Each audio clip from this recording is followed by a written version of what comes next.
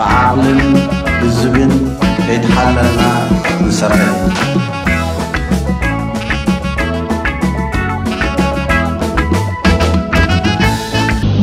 የኤርትራን ጊዜያዊ መንግስት የአሰብ ወደብ ለኢትዮጵያ ኢኮኖሚያዊ ደህንነትና እድገት ያለውን ከፍተኛ አስተዋጽኦ ይገነዘባል። ይኸው የባህር በር ጉዳይ በኢትዮጵያና በኤርትራ ህዝቦች የግጭት ምንጭ ሊሆን እንደማይችልም ያምናል። ስለሆነም የአሰብ ወደብ ለኢትዮጵያ ነፃ ወደብ ሆኖ እንዲያገለግል ወስኗል። ገጽ 2 ቁጥር 5 ላይ በተለይም አንድ ወገን በሌላኛው ወገን ቁጥጥር ስር ባለው ግዛት አለመረጋጋትን የሚፈጥሩ ተግባሮች ከመፈጸም እንዲቆጠብ ተስማምቷል።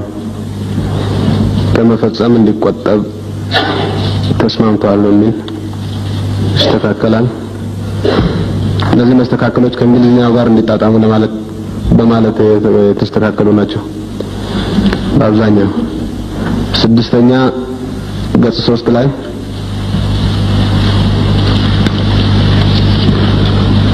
ሁለቱም ወገኖች ጸጥታን፣ የኢኮኖሚ እንቅስቃሴዎችን፣ የሰዎችን የሸቀጣሸቀጦችንና የአገልግሎቶችን እንቅስቃሴ የሚመለከቱ የጋራ መማክርት ኮሚቴዎች ለመመስረት ተስማምተዋል። ሁለቱም ወገኖች ጸጥታን፣ የኢኮኖሚ እንቅስቃሴዎችንና የሰዎችን የሸቀጣሸቀጦችንና የአገልግሎቶችን እንቅስቃሴ የሚመለከቱ የጋራ መማክርት ኮሚቴዎች ለመመስረት ተስማምተዋል በሚል መልኩ ይስተካከላል። የኮንፈረንሱ ሊቀመንበር አቶ መለስ ዜናዊ የኤርትራን ጉዳይ በሚመለከት ኢህአዴግ ያቀረበው ሐሳብ መነሻ ቁም ነገሮች እንዲሁም የኤርትራ ጊዜያዊ መንግስት በኤርትራ የሚካሄደው ሪፈረንደም ለ2 ዓመት እንዲራዘምና የአሰብ ወደብ ለኢትዮጵያ ነፃ ወደብ ሆኖ እንዲያገለግል መወሰኑን ካበሰሩ በኋላ ውይይቱ የህዝባዊ ግንባር ሓርነት ኤርትራ ልዑክ ባቀረቡት ሐሳብ ቀጠለ። በመጀመሪያ በዚህ ኮንፈረንስ ونساتف ተገብረልና እድሜ ዘለና ምስጋና ልዑል ምዃኑ ክገልጽ ፈት እዚ ጉባኤ እዚ ወይ እዚ ኮንፈረንስ እዚ ንሰላምን ዴሞክራሲን ዝተወገሰ ኮንፈረንስ ስለዝኾነ ሰላምን አውራ ሰላም በመጀመሪያ በዚህ ኮንፈረንስ እንድንሳተፍ ለተደረገልን ጥሪ የምናቀርበው ምስጋና እጅግ ከፍተኛ መሆኑን ለመግለጽ እወዳለሁ። ይህ ጉባኤ ወይም ይህ ኮንፈረንስ ለሰላምና ለዲሞክራሲ የተነሳሳ ኮንፈረንስ ስለሆነ ባለፉት 50 ዓመታት በተለይም ባለፉት 30 ዓመታት በኤርትራና በኢትዮጵያ መካከል ሲካሄድ የቆየው መሪር ግጭት በአፍሪካ ውስጥ ምናልባትም ረጅሙ ጦርነት የሆነና በዘመናችን በማንኛውም መለኪያ እጅግ ከፍተኛና ከባድ ኪሳራ ያደረሰ ጦርነት በመሆኑ ይህ ኮንፈረንስ ለሰላም በመነሳቱ እኔም በሰላም መድረክነቱ ማየት እንዳለብኝ ያለኝ እምነት ከፍተኛ ነው። ምናልባት ለዚህ ግጭት መንስኤ ምን እንደሆነ በሁሉም ዘንድ የታወቀና ለሁሉም ግልጽ ቢሆንም ለማስተዋወስ ያህል አንዳንድ ነጥቦችን ለመጥቀስ ሞክራለሁ። ናይዚ ግጭት ዝጠንቂ እንታይ ምዃኑ ንሁሉ ፍሉጥን ብሩህን እኳ እንተኾነ ሓደ መዘኻኸሪ ነጥብታት ክጠቅስ ክፍትህ ጦርነቱ በቀጣይነት እንዲካሄድ ለማስቻል ወይም ምክንያት ሆኖ እንዲወሰድ ለማድረግ ሲነገሩን የቆዩ ታሪኮችና ተረቶች እጅግ ብዙ ናቸው። ሲነገሩን ወደ ነበሩት ታሪኮችና ተረቶች መግባቱን ትተን የግጭቱ ዋና መንስኤ ምን እንደሆነ ለማብራራት ወደ ኋላ መለስ ብዬ ትክክለኛውን ታሪክ መጥቀስ የግድ ሊሆን ነው። የአገሮችና የህዝቦችን ታሪክ በመናወሳበት ጊዜ ቀኝ አገዛዝ ወደ አፍሪካ ከመጣበት ጊዜ ጀምሮ ያለውን ማለታችን መሆኑን ግምት ውስጥ ማስገባት ያስፈልጋል። ግድን ከውን ኣብዚ ሕጂ ነብረሉ ዘለና ዓለም ብዛዕባ ሃገራትን ህዝብታትን ክንዛረብ ከለና ብፍላይ ከዓ ኣብ አፍሪካ ብዛዕባ ታሪኽን ህዝብታትን ክንዛረብ ከለና ወይ ብዛዕባ ዶባት ክንዛረብ ከለና ብሱውን ብዛዕባ ግጭታት ክንዛረብ ከለና ካብ ምምጻእ ናይ መግዛእቲ ናብዚ ክፍለ ዓለም እዚ ዝጅምር ምዃኑ ባለንበት ዓለም በአፍሪካ በተለይም በአፍሪካ ቀንድ አሁን የምናውቃቸው ሀገሮች ሶማሊያ፣ ጅቡቲ፣ ኤርትራ፣ ኢትዮጵያ ወዘተ አሁን ያዙትን ክልል የግዛት ድንበር ይዘው እንደ ሀገሮች መታወቅ የጀመሩት በአካባቢው ቅኝ አገዛዝ ከመጣ ጊዜ ጀምሮ መሆኑና ይህ ሀቅ በታሪክ ስም የሚሰነዘረውን ተረትና ሀቀኛ ሀቅን ለመለየት በጣም አስፈላጊ ስለሆነ ይህንን ሀቅ እንደገና ለማረጋገጥ ፈልጋለሁ። በዚህ መልኩም የኤርትራ ህዝብ በ19ኛው ክፍለ ዘመን መጨረሻ አካባቢ በጣሊያን ቅኝ አገዛዝ ስር እንደዋለ ሁላችንም የምናውቀው ነው። የጣሊያን ቅኝ አገዛዝ በሁለተኛው ዓለም ጦርነት በተሸነፈበት ወቅት በኤርትራ የእንግሊዝ የሞግዚት አስተዳደር ተመስርቶ እንደነበረም የሚታወስ ነው። ሁላችንም የምናውቀው ነው። ሐቀኛ ፖለቲካን ታሪክና ይዝ ከባቢዚ መበገስ ዝኾነና ይዝ መሰረታው ሐቅ ስለዝኾነ በሁለተኛው የዓለም ጦርነት የተሸነፈችው ኢጣሊያ ስታስተዳድራቸው የቆዩት ቅኝ ግዛቶች በሁለተኛው የዓለም ጦርነት መጨረሻ የራሳቸውን እድል በራሳቸው እንዲወስኑ ሲደረግ ከነዚህ ውስጥ አንዱ የሆነው የኤርትራ ጉዳይ ግን በተባበሩት መንግስታት ቀርቦ የኤርትራ ህዝብ የራሱን እድል በራሱ የመወሰን መብቱ ሳይከበረለት ፍላጎቱ ሳይጠየቅ በተባበሩት መንግስታት ተሳታፊ የነበሩ እንደ ሶቪየት ህብረት ያሉ ሀገሮችና ሌሎችም የኤርትራ ህዝብ የራሱን እድል በራሱ እንዲወስን ይፈቀድለት እያሉ ይከራከሩ በነበረበት ወቅት በሁለተኛው የዓለም ጦርነት አሸናፊ ሆነው የወጡት ኃይሎች ከራሳቸው ስትራቴጂያዊ ጥቅም አኳያ በመነሳት የኤርትራ ህዝብ ፍላጎቱን ሳይጠይቁ ኤርትራን በኢትዮጵያ ውስጥ ለነበረው ዘውዳዊ አገዛዝ እንደ ስጦታ በመስጠት የራሳቸውን ስትራቴጂያዊ ጥቅም ለማስጠበቅ በወሰኑት ውሳኔ ምክንያት ያው እስካሁን ድረስ በዚህ ምክንያት ይህ ሁኔታ ጦርነቱ አሁን ያለንበት ሁኔታ እንዲፈጠር ካደረጉ መሰረታዊ ምክንያቶች አንዱ መሆኑን ሊታወቅ ይገባል። አብ ህብራት ሀገራት ወንገዛ ርዕሱ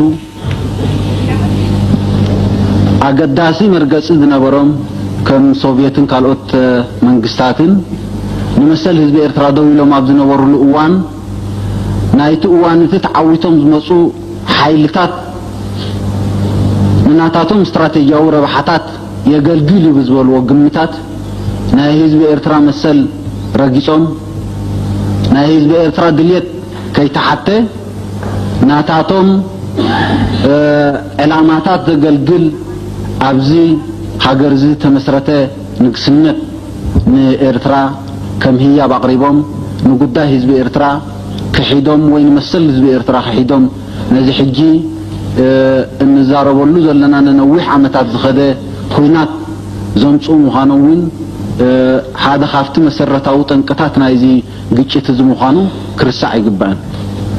ኣብዚ ምናልባት ንታሪክ ደጊመ ከረጋግጾ ዝደሊ ጉዳይና ረጊጾም መሰልና ጥሒሶም ኣብ ከምዚ ዝኣመሰለ ኩነታት ከእትውና ዘገደዱ ኃይልታት ናይዚ ዝሓለፈ ዓሰርተታት ዓመታት ነዊሕ ኩናትን ክሳሩን የኤርትራና የኢትዮጵያ ግጭት በኤርትራና በኢትዮጵያ መካከል የተፈጠረ ግጭት ሳይሆን በፍትህና በዓለም ህብረተሰብ ፊት የኤርትራ ህዝብ የራሱን እድል በራሱ የመወሰን ጥያቄ መሆኑ መዘንጋት የለበትም። ይህም ምናልባት መንስኤ የሆነው ካለፉት 40 ዓመታት ውስጥ 10 ዓመታት የኤርትራ ህዝብ ከፍላጎቱ ውጪ በፌደራላዊ ቁርኝት ተሳስረው በነበረበት ወቅት በእስር ቤቶች እየተጨፈጨፈ በየገበያው ቦታና በያውራ መንገዱ እየተጣለ ለኡካኑን ለዓለም ህብረተሰብ እየላካ ቤቱታውን ባሰማበት ወቅት ጆሮውን የሚለግሰው ኃይል ባለማግኘቱ በመጨረሻም በኃይል የተጫነበት የግዳጅ ፌደራላዊ ቁርኝት በይፋና በአዋጅ ተበጥሶ ሌላ አማራጭ ባለመገኘቱ የትጥቅን ትግል እንደ አንድና የመፍትሄ መንገድ አድርጎ ይወስድ ዘንድ የግድ ነበር። በቀሪዎቹ 30 ዓመታት መብቱ የተረገጠውን የኤርትራን ህዝብ በኃይል ሊጨፈልቀው የፈለጉት የኃይለ ሥላሴና የደርግ ስርዓቶች ብቻ ሳይሆኑ የውጪ ርዕሰ ኃያላን መንግስታት ከተጠቀሱት ስርዓቶች ጎን በመቆም ፖለቲካዊና ዲፕሎማሲያዊ ድጋፍ በመስጠት ብቻ ሳይሆን በእነዚህ ስርዓቶች ኃይል የኤርትራን ህዝብ መብት መጨፍለቅ ወሳኝ አስተዋጽኦ እንዲኖረው ለማድረግ የዘመናችን ቴክኖሎጂ ያፈራቸውን የጦር መሳሪያዎች በማስታጠቅ በኤርትራና በኢትዮጵያ ህዝቦች መካከል በሰላም በመተጋገዝና በመረዳዳት መንፈስ ሊዳብር ይገባው የነበረውን ዝምድና በ30 ዓመታት ወደ ኋላ እንዲጎተትና የኤርትራ ህዝብ መብት እንዲረገጥ በማድረግ ለደረሰው የረጅም ዘመን ኪሳራና ጥፋት ጠንቅ የነበሩ መሆናቸውን ሳልጠቅስ ለማለፍ አልችልም። መዋጣጽን መገዲ ኩሰት ካና ይግድን ይነሩ አውስቱ 30 ዓመታት እቲ መሰል ተረጊጹ በኃይሊ كشفلق سلتدليه ناي ኃይለ ሥላሴ ናይ ደርግን ስርዓት ራይ ዘይኮኑ ናይ ደጋ ኃይልታት ርዕሰ ኃያላን ኣብ ጎኒ ዞም ስርዓታት ዚኣቶም ናይ ፖለቲካን ናይ ዲፕሎማሲን ደገፍ ማሃጥራይ ዘይኮነ ሓይሊ ናይዚ ስርዓታት እዚ ኣብ ምጭፍላቅ መሰል ህዝቢ ኤርትራ ወሳነ ከም ዝኸውን ምግባር ኩሉ ኣብዚ ዘለና ዘመን ዘምጽኦ ወይ ኣብ ዘለና ዘመን ቴክኖሎጂ ዘምጽኦ ኣጽዋር እናዕጠቑ ነዚ ኣብ መንጎ ህዝቢ ኤርትራን ህዝቢ ኢትዮጵያን بسلام بمتحققاز بمرددا كمعبل زنبور زمدنا مثالات عامة مدحريت قوتيتهم بأطوارمين بنتمثل مرقاصومين ناي إذا حالفنايو نوح اوان كساراتات تنكم من بارمين كي تقصكو حال فايدل ناي هاي لسلاسين ناي منقستون سرعات زي حتى تلو نقر نحراليو بحزب إثيوبيا حنسا بحضرنتشن حنسا بناي سوراشن حنسا بناي أملاخشن زي تفلالي أسمات بحزب إثيوبيا عبزر بحاذي يقولوا كوينات نخأتو أبتو كوينات نخحرر የኃይለ ስላሴና የመንግስቱ ስርዓቶች የሚጠየቁበት ጉዳይ ቢኖር የኢትዮጵያ ህዝብ አንዴ ባንድነት ስም አንዴ ባቢዮት ስም በሌላ ጊዜ በአምላክ ስም በተለያየ ስያሜ ጠቀሜታ በሌለው ጦርነት ውስጥ እንዲዘፈቅና በጦርነቱ ላፈን እንዲለበለብ ኢትዮጵያ እንድትፈራረስ ኢትዮጵያ እንድትዳከም በመጣጣራቸው በኢትዮጵያ ህዝብ ፊት ተጠያቂዎች መሆናቸውን ብቻ ለመጥቀስ ወዳለሁ። የኤርትራ ህዝብ ከ30 ዓመታት ረጅም ትግል በኋላ በራሱ ውሱን አቅም እዚህ ብቻ ሳይሆን በአፍሪካ ውስጥ ተወዳዳሪ የማይገኝለት የሰው ህይወት ከፍሎ ከመቶ ሺህ በላይ ህዝብና ተጋዳዮችን በጦርነት ውስጥ ለፍልሚያ አሰማርቶ በብዙ ሺህ የሚቆጠሩት አካለ ስንኩላን ሆነው የህዝቡ ሲሶ ለስደት ተዳርጎና በዚህ ሁሉ ፈተና ውስጥ በአንድ እግሩ ቆሞ በመታገል የኤርትራ ህዝብ የራሱን እድል በራሱ ለመወሰን እሱ በፈለገው በሰላማዊ መንገድ ሳይሆን ፍላጎታቸውን ተግባራዊ ለማድረግ ጦርነት በከፈቱት ኃይሎች ፍላጎት ማለትም በትጥቅ ትግል እነሆ ዛሬ መብቱን ለማረጋገጥ ችሏል። አብዙ ዘለና ያዋን مسؤولون رئيس وساني بتزدليو من قدي ناي سلام بيكونه بتي يتوم دليتهم كالرقاب تصلو نتخينات زخفة حيلتات مالت من عيدك من قدي مسؤولو كالرقاقس كيلو له عزيز الرجازي بسيحنا بتمرجع انتايو يتي حتى كالناوح يدلن عبز وانزي بزقات عمزي زقوباية مسلامن ديمقراسن تلعيلو سلازلو نحنا اتي አሁን እዚህ ደረጃ ላይ ከደረስን ዘንዳ ጥያቄው አሁን ምርጫችን ምንድነው የሚለው ነው። ንግግሬን ለማራዘም አልሻም። በአሁኑ ወቅት በዚህ አጋጣሚ ይህ ጉባኤ ለሰላምና ለዲሞክራሲ የቆመ መሆኑን ያህልና እኛም ተገቢውን መስዋዕትነት በመክፈል ተገቢውን መብታችንን ያረጋግጥን ስለሆነ ከዚህ በመካሄድ ላይ ካለው ኮንፈረንስም ሆነ ከዚህ መድረክ ከሚፈልቁት የመንግስት አቋሞች ለማወቅ የምንሻው ይህ ስርዓት የቆየውን አሰራር በመከተል የተለያዩ ሰበቦችንና ማድበስበሶችን በመፍጠር ጦርነትን የመቀጠል ወይስ የሰላምን መንገድ የመከተል አቋም ለማወቅ ነው። አሁን እዚህ የተገኘ ነው። ቀደም ሲል እንደገለጽኩት ኮንፈረንሱ ለሰላም የቆመ መሆኑን ያለንን ተስፋ ከፍተኛ ነው። ይህ ሲባል ግን ከመጠራጠር ድነናል ለማለት አይቻልም። ለሰላም ዝተበገሰ ኾን ተስፋና ለዓሊዩ እዚ ማለት ግን ከምጥርጣራት አዱ ዕሉና አሎ خباه ላይ ካለ ኣብዚ ምናልባት ቅድሚቶም ካልኦት ነጥብታት አቴ ምዝራበይ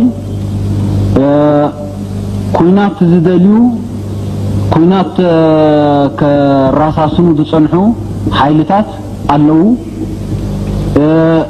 እዚ ሕጂ ተፈጥሩ ዘሎ ኩነታት ምናልባት እዚህ ላይ ወደ ሌሎች ጉዳዮች ከመግባቴ በፊት ምናልባት ማንሳት ያለብኝ ነጥብ ቢኖር ዛሬም ጦርነትን የሚሹ ጦርነትን ሲያፋፍሙ የቆዩ ኃይሎች መኖራቸውን ነው። አሁን የተፈጠረው ሁኔታ ምናልባት ከነሱ ምኞትና ፍላጎት ጋር የማይጣጣም ኃይሎች ሊኖሩ ይችላሉ። በተለያዩ ሽፋኖችና በማራኪ አቀራረቦች አሁን ያለውን ሁኔታ ጠማዘው ህዝቡን ደግሞ ዳግም ጦርነት ውስጥ ለመማገድ የሚፍጨረጨሩ ኃይሎች ስላሉና የነዚህም ኃይሎች መኖርና ማንነታቸውንም ስለምናውቅ በዚህ ኮንፈረንስ ላይ ያለን እምነት ከፍተኛ ቢሆንም እንኳን ጥርጣሬ እንዳለን ሳልጠቅስ ማለፍ አልሻም። አሞንጎ እዚ ሕጂ ተፈጢሩ ዘሎ ኩነታት ንሓዋሩ ኣብ ናይ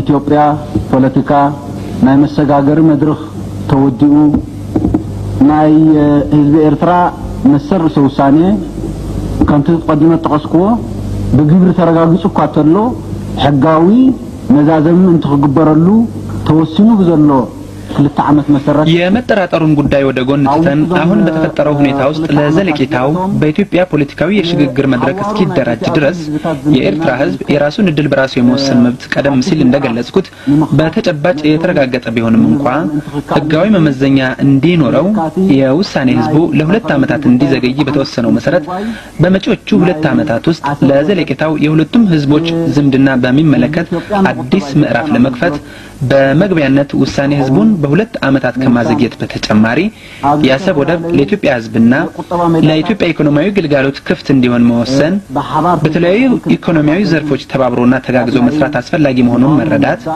ከረጅምና መራራ ትግል እንዲሁም መስዋዕትነት በኋላ የተጨበጡትን የሁለቱም ህዝቦች ድሎችን በተለያየ መንገድ ለማደናቀፍና ለማዳከም የተሰለፉ ኃይሎች ሊኖሩ ስለሚችሉ የሁለቱም ህዝቦች ጥቅሞች ለመጠበቅ የጸጥታ ጥበቃ ስምምነት ማድረግ አስፈላጊ መሆኑ የታወቀ ስለሆነ ከነዚህ ጉዳዮችም ሌላ ባለፉት ጊዜያት የነበሩትን የከረረ የጥላቻ ታሪክ ለማለዘብና ለመፈወስ የጋራ ስራን ስለሚጠይቅ በበኩላችን ቀደም ሲልም ስናቀርበው የቆየነውንና አሁንም ለዚህ ኮንፈረንስ በመናቀርበው ጽሁፍ ላይ የተዘረዘሩ ስለሆነ አሁን ደግሞ ለማረጋገጥ የምፈልገው ከእንግዲህ ዝምድናችን እንዴት ይጠናከር በሚለው ላይ ያተኮረ መሆኑን ስገልጽ በሁለቱም መንግስታትና ህዝቦች መካከል የሚኖረውን መተጋገዝና መረዳዳት ለማጠናከር በእኛ በኩል አስፈላጊውን ጥረት ሁሉ ለማድረግ ዝግጁ መሆናችንን እያረጋገጥኩ በእኔም ይሁን በህዝባዊ ግንባር የልኡካን ቡድን አባላት በኩል መብራራት ያለባቸውን ጥያቄዎች ለመመለስ የተዘጋጀን መሆናችንን በመግለጽ እዚህ ላይ ንግግሬን እቋጫለሁ። ወይ ደጋጊ መረጋግጦ ዘሊ መንፈስና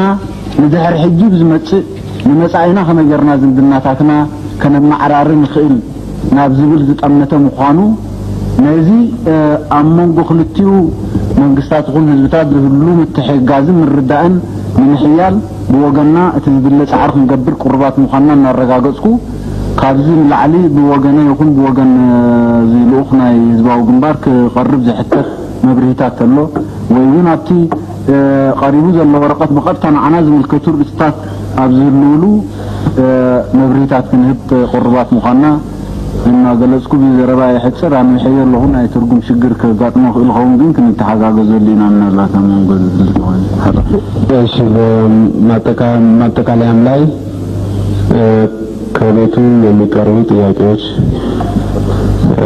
ወይም ህዝባዊ ግንባርን የሚመለከት ጉዳይ በተነሳ ጊዜ ማብራሪያ ለመስጠት ዝግጁ መሆናቸውን አስቀምጠዋል እና ይህን መሰረት በማድረግ ወደ ውይይቱ እንሸጋገራለን ማለት ነው።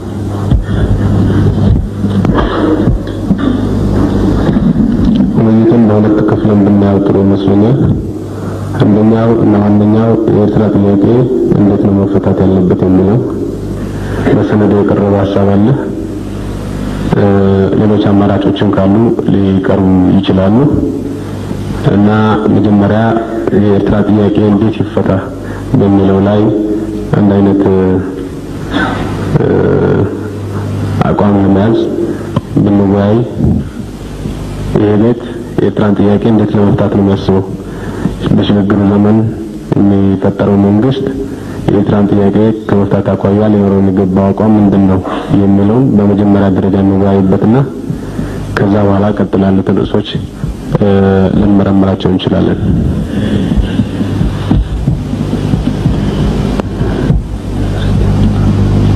እሺ ፕሮፌሰር አስራት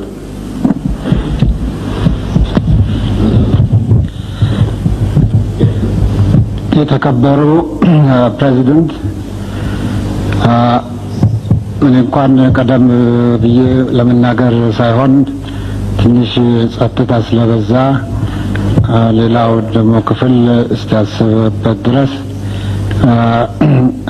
ጸጥታውን ልጠቀምበት ብዬ ነው። ይህ ስለ ኤርትራ በቀረበልን ጽሑፍና እንደ ጉዳዩ ከባድነት በልዩ ልዩ መልኩ ተቸግሬበታለሁ። እነኚህም የዩኒቨርሲቲዎችና የከፍተኛ ትምህርት ተቋሞችን ምሁራኖች እንደመወከል መሰረት የእነርሱን መመሪያ ሀሳብ ማግኘት ግዴታ ሲሆን ይህ እድል ባለመኖሩ እንዲሁም የዚህ የቀረበልኝ ጽሑፍ አቀራረብ ምንም የተከበሩ ፕሬዚደንት በማዳበሪያነት የሰጡት መርሆች ከልብ የሚስማማበት ቢሆንም በወረቀት ውስጥ ያልሰፈሩ ስለሆነ የኤርትራን ሕዝብ ታሪካዊና ኢትዮጵያዊ አስተዋጽኦ ትንተናው እንግዳ ስለሆነብኝ እንዲሁም አሁን ምንም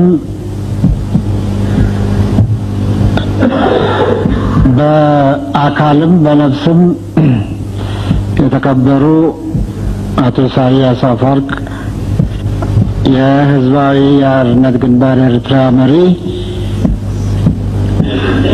እዚህ በማየቴ በእውነቱ በጣም ከፍተኛ ደስታ ሲሰማኝ አይቻቸው አላቅም። እንዲሁም ደግሞ ሲያብራሩ በእውነቱ ምን ያህል አንድነታችንን ሲያሳዩ ካስተርጓሚው ከኤክስፐርቱ ከዶክተር በረከት አብም በልጠው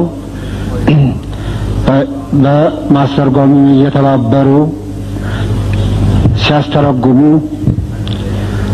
እና እንዲሁም አጠገብ ለአጠገብ ተቀምጠን ስንታይም ምን ያህል አንድ መሆናችንን ሁሉ ቢያረጋግጡልኝ በአንዳንድ ሁኔታው ደግሞ በተብራራ ውስጥ እንደገና ራሴ እንግዳ ስለሆነብኝ በክቡርነቶ ፈቃድ መሰረት በበኩሌ ትክክል ነው ብዬ የማምንበትን ሀሳብ እንዳቀርብ ይፈቀድልኝ።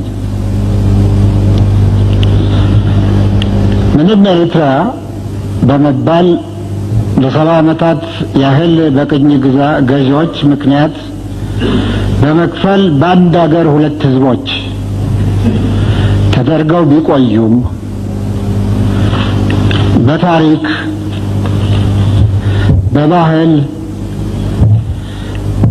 ሃይማኖትና በደም በመተሳሰር ለረጅም ጊዜ በአንድ ህዝብነት የቆዩ መሆናቸው የታወቀ ስለሆነ ማስረጃ መፈለግ አሻው።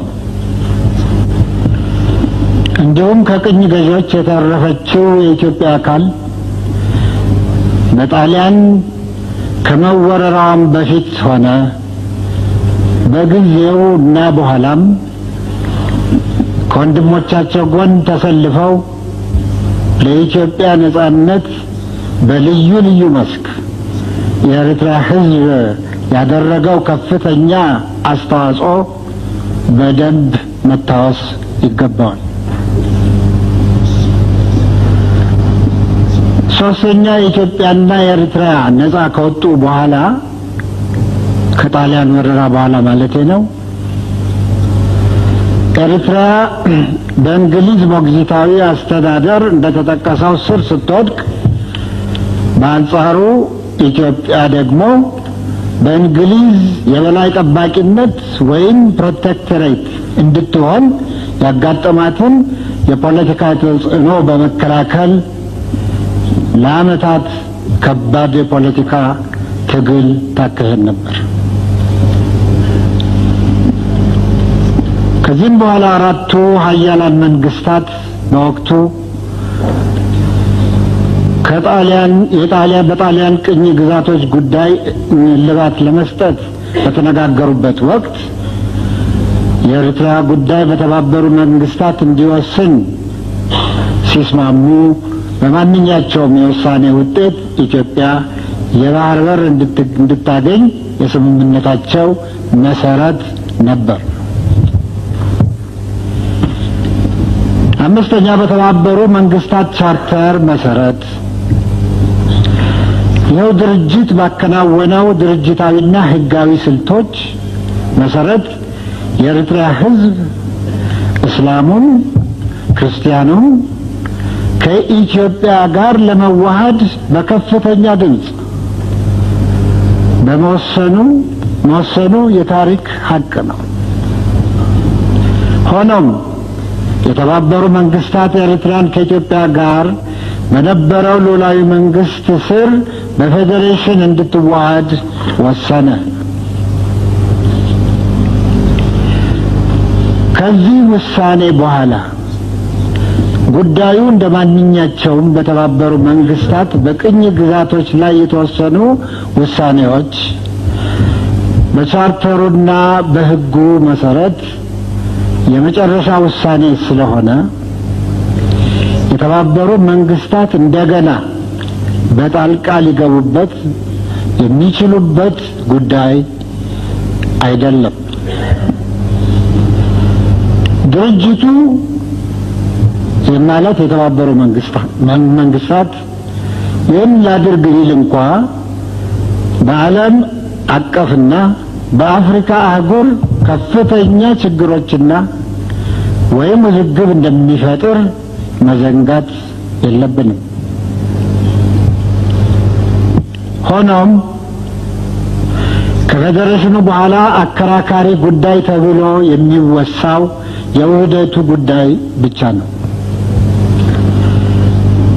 ይህም ጉዳይ በህግ ሊታይና ሊፈታ የሚችለው በኢትዮጵያ ህዝብ ውሳኔ ብቻ ነው። ነገር ግን በወቅቱ እቃወማለሁ ብሎ በትግል የተነሳውና የታገለው ኢኤልኤፍ ሲሆን እርሱም በመሃላችን አይገኝም።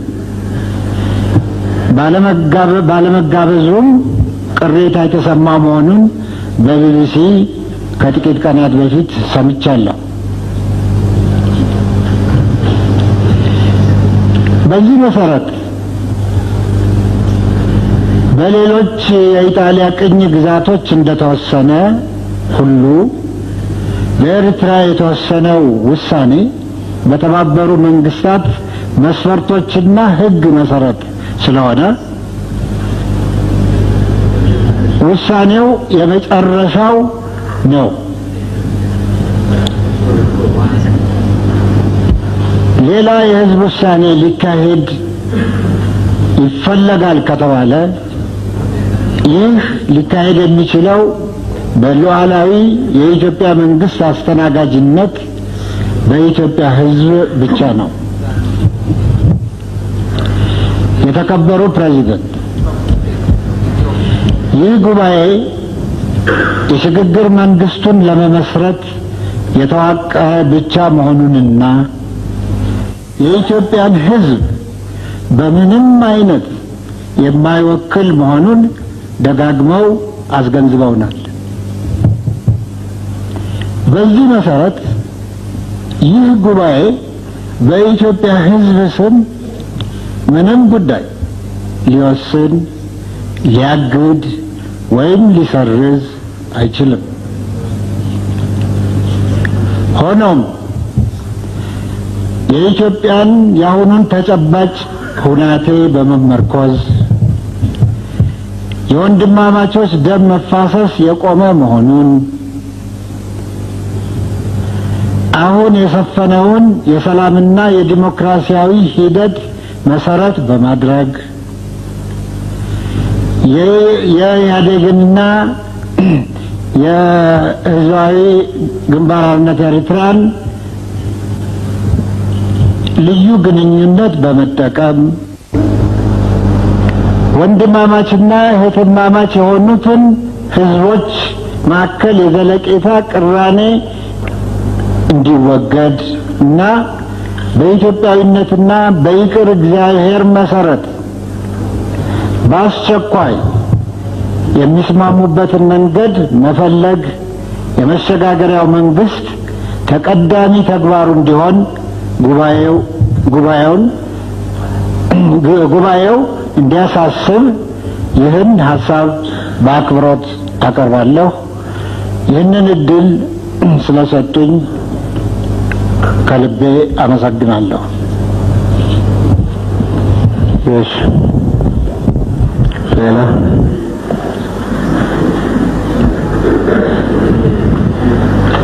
አስተያየት ካለ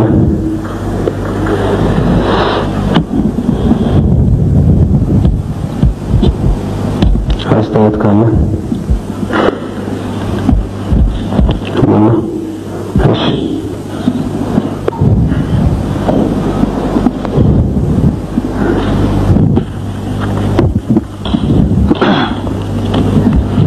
በጣም አመሰግናለሁ ክቡር ሰብሳቢ። እኔ እንኳን እንደ መንደርደሪያ አድርጌ የማቀርበው ቀደም ሲል እርሶም ባቀረቡት መሰረት በኤርትራ ጉዳይ ላይ ምን አይነት የመፍትሄ ሀሳብ መወያየት እንችላለን ወደሚለው ከመግባታችን በፊት አቶ ኢሳያስ ባቀረቡት አጠቃላይ ሪፖርት ላይ ማብራሪያ እንዲሰጥ ወደዛው ውይይት ከመግባታችን በፊት ማብራሪያ እንዲሰጥበት ሁለት ነጥቦች አሉኝ። በእርግጥ በተከታታይ ባለፉት 3 ቀናት በተሰበሰብንበት ጊዜ በአጠቃላይ በአገራችን በብሔሮችና ብሔረሰቦች ይደረግ የነበረውን ፖለቲካዊ ተጽዕኖ እና ጭቆና፣ ኢኮኖሚያዊ ብዝበዛና ጭቆና፣ የባህል ጭቆና፣ ብሔሮችና ብሔረሰቦች በራሳቸው ቋንቋ ታሪካቸውን እንዲያፍሩ በደረገበት ስርዓት ውስጥ ትምህርትና ሌላም ልማት ተከልክሎ ከአፍሪካ ብሎም ከታዳጊ ሀገሮች የመጨረሻውን ጭራ ይዞ እንዲገኝ የደረገ ህብረተሰብ ነው። በዚህ መሰረት በዚህ ታሪካዊ ስብሰባ ላይ ይህን ሁሉ አስቀያሚ ገጽታዎችን ሁሉ አስወግደን በአዲስ ጎዳና ሄደን ብሔሮችና ብሔረሰቦች በአጠቃላይ በዚህ ግዛት ክልል ያለው ህብረተሰብ ሁሉ በወንድማማችነትና በተማማችነት ወደ አዲሱ ምዕራፍና በዲሞክራሲና በእኩልነት ቅራኔዎች ቀርተው መቃቃሮችን ቀርተው በሚያስችል ሁኔታ አዲስ ስርዓት ለመዘርጋት የተሰበሰበ መሆኑን ለሁላችንም ግልጽ ነው። ይሁን እንጂ አንዳንድ መሰረታዊ የሆኑ ሐቆችንም ደግሞ ከታሪክ አንፃር ታሪክ ምስክር ነውና መረሳት የሌለባቸው ብዙ ጉዳዮች ይኖራሉ። አንደኛ የኢትዮጵያን ታሪክን በተመለከተ የቀረበ አስተያየት አለ።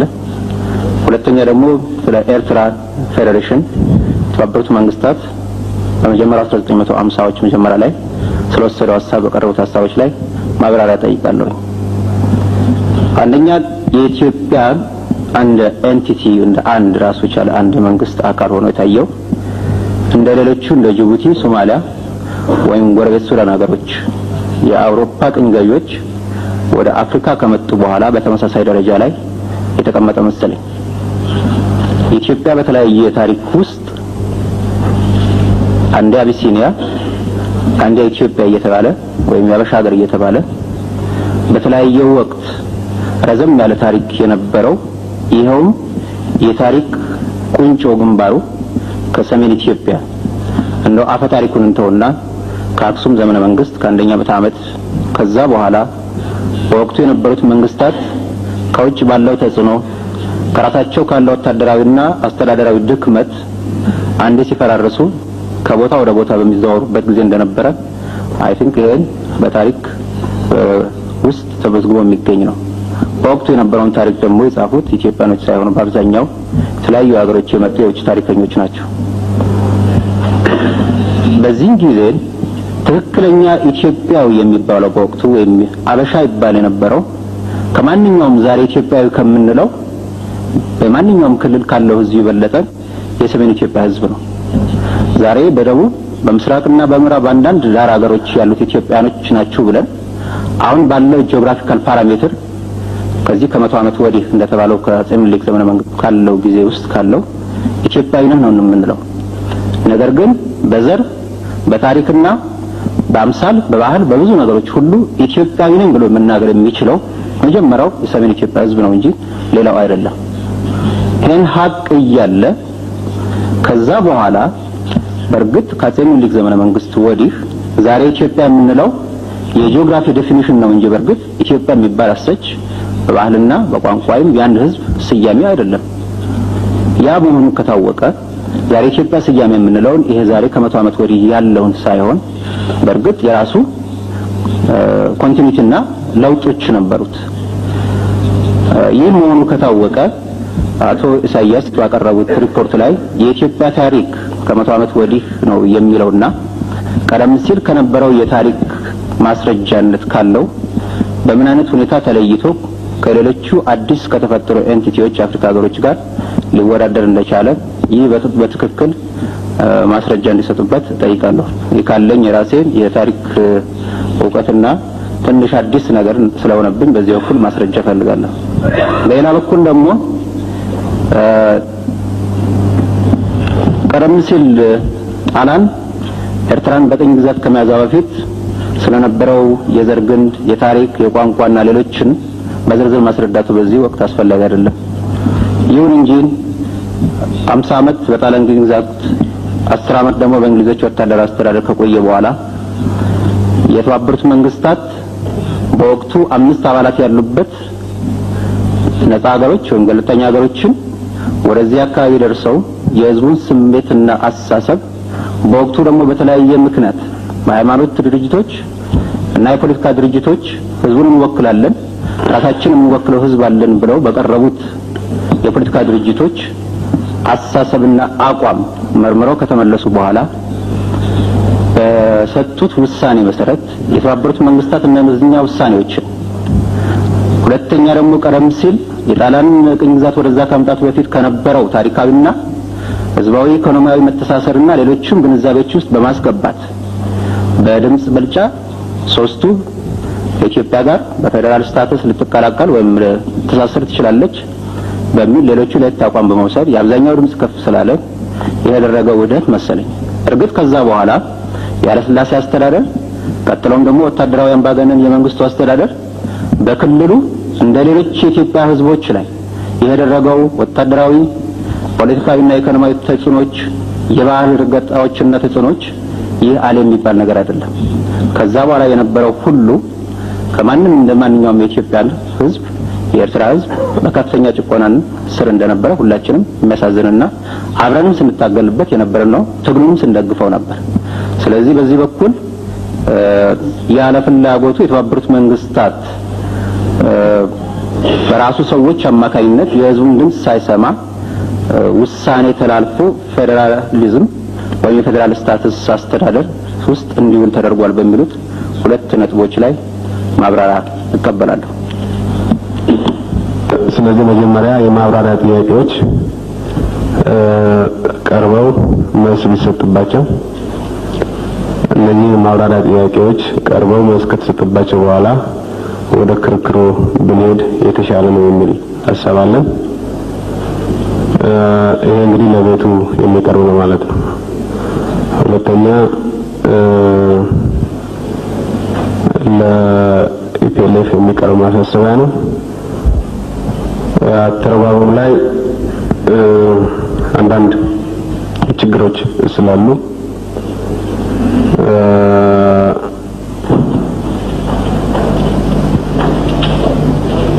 በኔ ግምት አቶ ኢሳያስ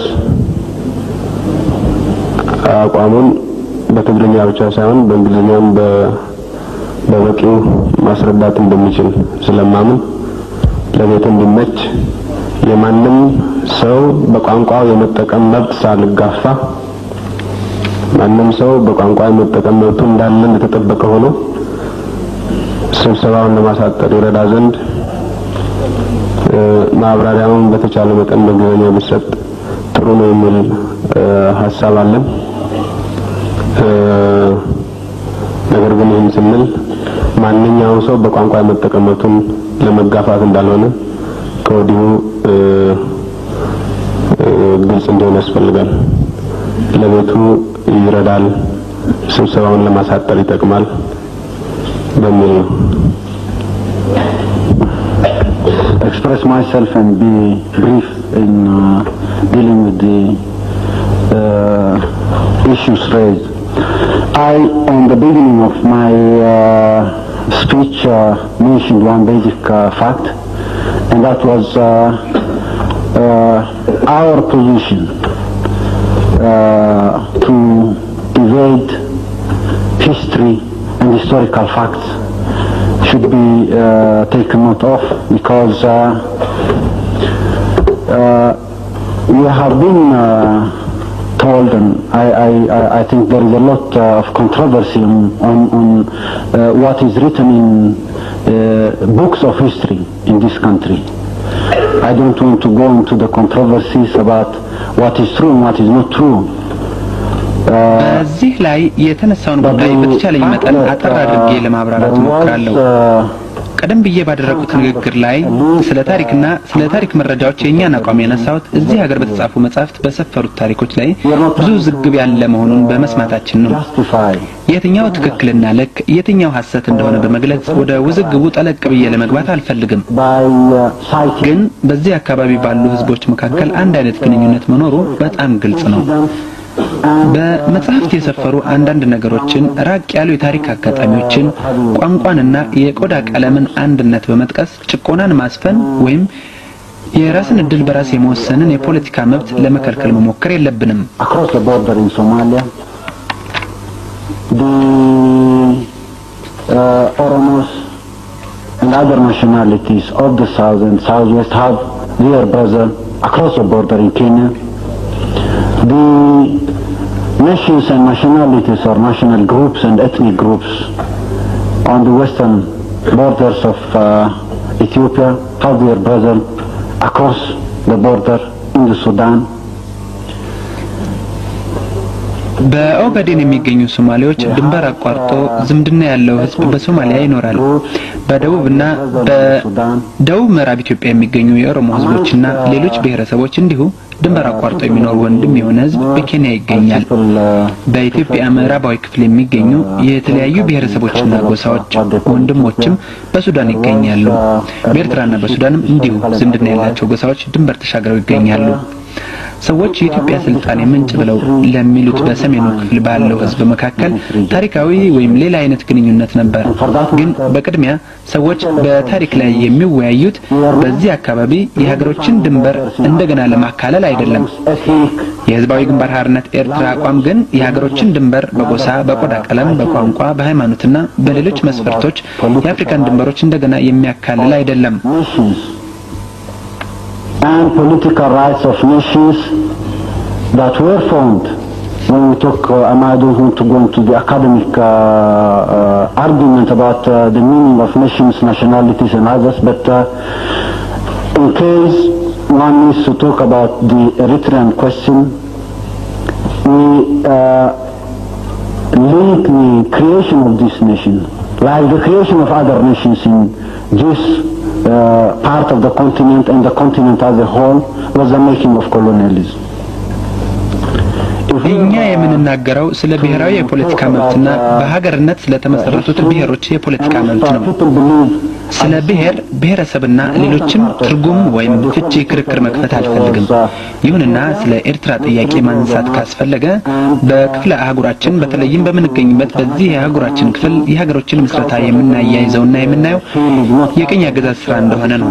ስለ ታሪክ ስንናገር አቢሲኒያ የሚባለው የሰሜን ኢትዮጵያ ክፍልና ኤርትራ ኢትዮጵያ ነበር ብለው የሚያምኑ ከሆነ ካርታው እንደገና ይሳልና ለዓለም ህብረተሰብ ይቀርብ። የአቢሲኒያ አካል አልነበሩም የሚሉትን ሁሉ ያስወግዱና በአፍሪካ ቀንድና በጠቅላላው ክፍለ አህጉሩ ስለ ሌላ አዲስ ሀገርና አዲስ ድንበር እንወያይ። ግን የኛ የግጭት ታሪክ የኛ እንደ ሀገር መቆም የሚጀምረው ከቅኝ አገዛዝ ነው። ያሳዝናል፣ ግን ሐቁና ታሪኩ ይሄው ነው። By someone else, we believe history in the context of the politics we are discussing now is irrelevant. If there is a wish and insistence that we talk in terms of history to solve the politics of the day, I don't think that would lead to solving any problems. It will contribute to more and more of complications in the present political situation. ይህን ያነሳውትና ጫና ያደረኩበት እኛን ተክተው ሌሎች ታሪካችንን እንዲጽፉ እንደማንፈልግ ለማሳወቅ ነው። እኛ ስንመለከት አሁን በዚህ ላይ ታሪክን ማንሳት ከምንወያይበት የፖለቲካ ጉዳይ ጋር አላስፈላጊና ግንኙነት የሌለው ነው። የጊዜውን የፖለቲካ ችግር ለመፍታት ታሪክን የማጣቀስ ፍላጎትና ግፊት ካለ ይህ በምንም አይነት ችግሩን ይፈታል ብዬ አላምንም። ይልቁንም ያለውን የፖለቲካ ሁኔታ ይበልጥ ያወሳስበዋል። በሁለተኛ ደረጃ ለአብራራ የምፈልገው እዚህ የተነሳ ነጥብ ከሁለተኛው የዓለም ጦርነት በኋላ ባለው ታሪክ ፌዴሬሽን ስለሚባለውና የኤርትራ ህዝብ እንዴት እንደተወሰደ ነው። Given the circumstances of terror and political intrigues was for independence and hard facts, historical facts. I'm not going into the detail of the technicalities, how the UN Commission came to Eritrea and decided on imposing a referendum in Eritrea. It's documented, it's there for everybody to see, and there is no need of distorting facts. የኤርትራ ህዝብ ሽብርና የፖለቲካ ሻጥር ቢኖርም ነጻነት ይፈልግ እንደነበር የማይካድ ሀቅና የማይፋቅ ታሪክ ሀቅ ነው። የተባበሩት መንግስታት ኮሚሽን በኤርትራ ህዝብ ላይ ውሳኔ ህዝብ እንዳያደርግ እንዴት እንደጫነበት ወደ ዝርዝሩ አልገባም። ይህ በመዝገብ የሚገኝ ነገር ስለሆነ ማንም ሊያየው ስለሚችል ይህንን ሀቅ ማጣመም አስፈላጊ አይደለም። እዚህ ላይ ጥያቄው የኤርትራ ህዝብ የራሱን እድል የመወሰን መብት የራሱ ብቻ መሆኑንና የራስን እድል በራስ የመወሰን የኤርትራ ህዝብ መብት ብቻ መሆኑንና በህዝቡ ምትክ ማንም ሊወስንለት እንደማይችል ነው። በተባበሩት መንግስታት ውሳኔ የኤርትራ ህዝብ ፍላጎት በህግ ተግባራዊ ሆኗል የሚሉ ካሉ ይህ አልተደረገም። ጥያቄው የተመለሰው ህዝቡ ሐሳቡን ሳይሰጥበት ነው። ምክንያቱም ቀደም ብዬ እንደተናገርኩት ውሳኔ የተወሰነው በቀዝቃዛው ጦርነት ወቅት ወይም ከሁለተኛው የዓለም ጦርነት በኋላ በአፍሪካ ቀንድና በዓለም የነበረውን የስትራቴጂያዊ ጥቅም ለማሟላት ሲባል ነው። After Second World War period in the whole and in the world at large. So the fact that the population was not consulted on its right and destiny, and the findings even, which prove that all political groups within the alliance of the independence bloc represented or representing more than 75% of the population were trampled upon and their voices were not heard, and ሀቁ እንግዲህ ህዝቡ በመብቱና በወደፊት እጣው ላይ ሐሳብ እንዲሰጥ አልተደረገም። ነጻነትን የሚፈልጉት ፓርቲዎች 75 ከመቶ የሚሆነውን ህዝብ እንደሚወክሉ የተጠናው ጥናት ተረግጦ ድምጻቸው ታፍኖ ውሳኔ የተወሰደው በኃይል ነው። እነዚህ የታሪክ ሀቆች ተመዝግበው የሚገኙና ሊታዩ የሚችሉ ናቸው። በዚህ የታሪክ ሀቆች ላይ ገለጻ ማድረግ አስፈላጊ አይመስለኝም።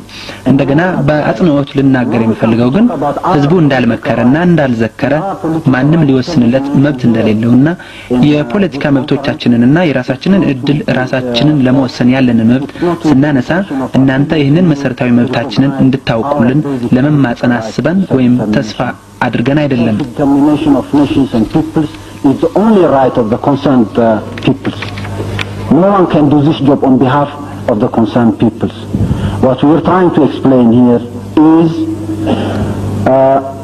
history partly, which is relevant የሚባለው የሰሜን ኢትዮጵያ ክፍልና ኤርትራ ኢትዮጵያ ነበር ብለው የሚያምኑ ከሆነ ካርታው እንደገና ይሳልና ለዓለም ህብረተሰብ ይቀርብ። in the context of the politics we are discussing now is irrelevant. If there is a wish and insistence that we talk in terms of history to solve the politics of the day, ይህን ያነሳውትና ጫና ያደረኩበት እኛን ተከታው ሌሎች ታሪኮችን እንዲጽፉ እንደማንፈልግ ለማሳወቅ ነው። እኛ ስንመለከት አሁን በዚህ ላይ ታሪክን ማንሳት ከምንወያይበት የፖለቲካ ጉዳይ ጋር አላስፈላጊና ግንኙነት የሌለው ነው። የጊዜውን የፖለቲካ ችግር ለመፍታት ታሪክን የማጣቀስ ፍላጎትና ግፊት ካለ ይህ በምንም አይነት ችግሩን ይፈታል ብዬ አላምንም። ይልቁንም ያለውን የፖለቲካ ሁኔታ ይበልጥ ያወሳስበዋል። በሁለተኛ ደረጃ ላብራራ የምፈልገው እዚህ የተነሳ ነጥብ ከሁለተኛው የዓለም ጦርነት በኋላ ባለው ታሪክ ፌዴሬሽን ስለሚባለውና የኤርትራ ህዝብ እንዴት እንደተወሰደ ነው። I would like to briefly state the Eritrean population, given the circumstances of terror and political intrigues, was for independence and hard facts, historical facts. I'm not going into the detail of the technicalities, how the UN Commission came to Eritrea and decided on. የኤርትራ ህዝብ ሽብርና የፖለቲካ ሻጥር ቢኖርም ነጻነት ይፈልግ እንደነበር የማይካድ ሀቅና የማይፋቅ የታሪክ ሀቅ ነው። የተባበሩት መንግስታት ኮሚሽን በኤርትራ ህዝብ ላይ ውሳኔ ህዝብ እንዳያደርግ እንዴት እንደጫነበት ወደ ዝርዝሩ አልገባም። ይህ በመዝገብ የሚገኝ ነገር ስለሆነ ማንም ሊያየው ስለሚችል ይህንን ሀቅ ማጣመም አስፈላጊ አይደለም።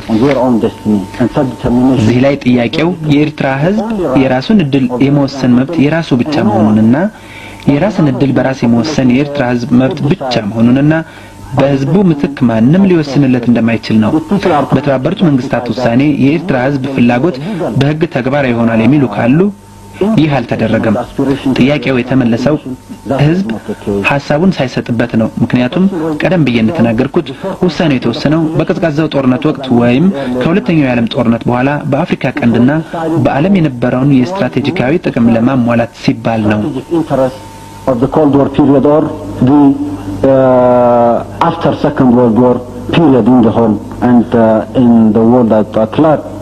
So the fact that the population was not consulted on its right and destiny, and the findings even, which prove that all political groups within the alliance of the independence bloc represented or representing more than 75% of the population were trampled upon. ሐቁ እንግዲህ ህዝቡ በመብቱና በወደፊት እጣው ላይ ሐሳብ እንዲሰጥ አልተደረገም። ነጻነትን የሚፈልጉት ፓርቲዎች 75 ከመቶ የሚሆነውን ህዝብ እንደሚወክሉ የተጠናው ጥናት ተረግጦ ድምጻቸው ታፍኖ ውሳኔው የተወሰደው በኃይል ነው። እነዚህ የታሪክ ሐቆች ተመዝግበው የሚገኙና ሊታዩ የሚችሉ ናቸው። በዚህ የታሪክ ሐቆች ላይ ገለጻ ማድረግ አስፈላጊ አይመስለኝም። እንደገና በአጽንኦት ልናገር የሚፈልገው ግን ህዝቡ እንዳልመከረና እንዳልዘከረ ማንም ሊወስንለት መብት እንደሌለውና የፖለቲካ መብቶቻችንና የራሳችንን እድል ራሳችንን ለመወሰን ያለንን መብት ስናነሳ እናንተ ይህንን መሰረታዊ መብታችንን እንድታውቁልን ለመማጸን አስበን ወይም ተስፋ አድርገን አይደለም። Self-determination of nations and peoples is the only right of the concerned peoples. No one can do this job on behalf of the concerned peoples. What we are trying to explain here is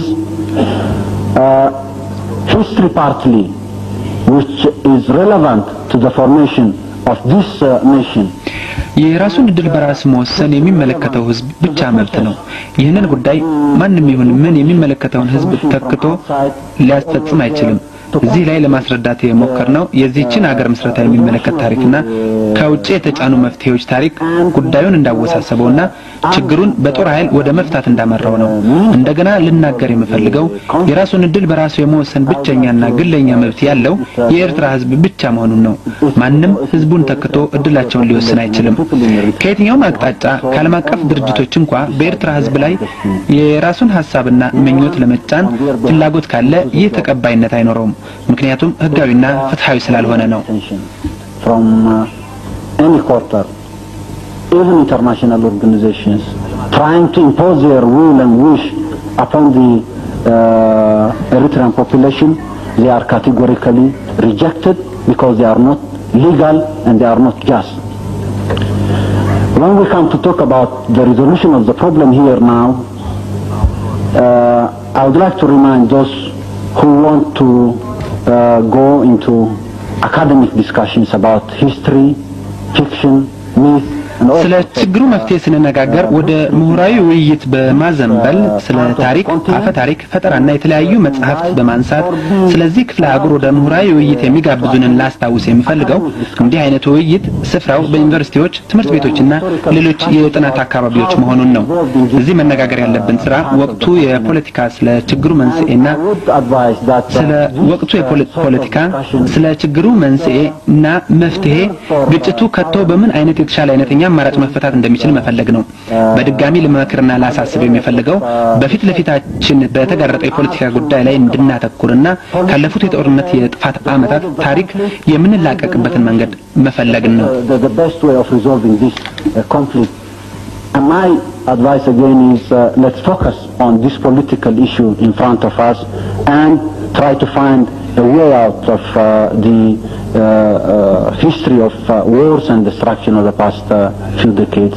Thank you, Mr. Chairman.